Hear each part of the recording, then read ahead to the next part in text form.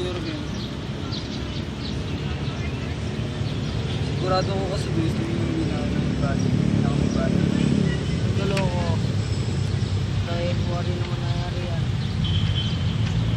Pero may tinarang Noon, ang ekonomiya ng ating bansa ay papaunlad pa lamang. Kaya ang ating pamahalaan ay naghahanap ng paraan upang mapamunlad ang sektor ng agrikultura, sektor ng industriya, paglilingkod, impormal na sektor at ang kalakalang panlabas. Isa sa mga suliranin ng ating bansa ay ang malaking problema sa sektor ng agrikultura. Alam naman natin na ang agrikultura ay siyang backbone o spinal cord ng ating ekonomiya.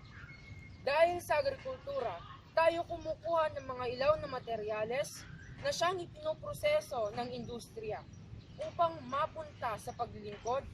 Ito na yung tinatawag nating finished product.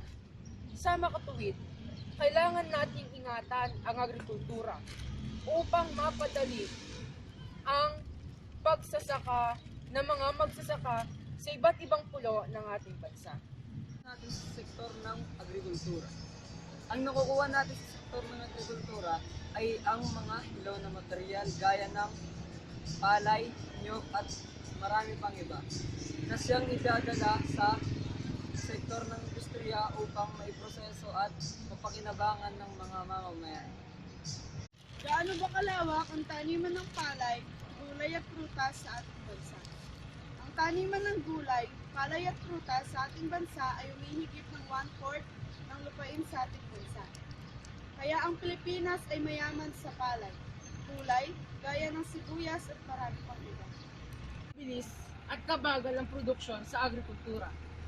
Sa kasalukuyang panahon, ang produksyon sa agrikultura ay bahagyang napapadali at napapabilis dahil sa tulong ng mga makabagong makinarya at sa tulong na rin ng teknolohiya, gaya ng harvester na siyang ginagamit sa pag-aani ng palay.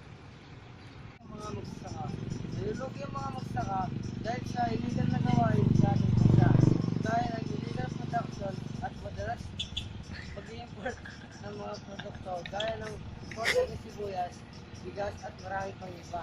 Nakagawa sila ng mga illegal na gawain ay dahil sa mga pasaway na nagbabantay sa bok at dahil sa kapabayaan ng mga nanunungkulan.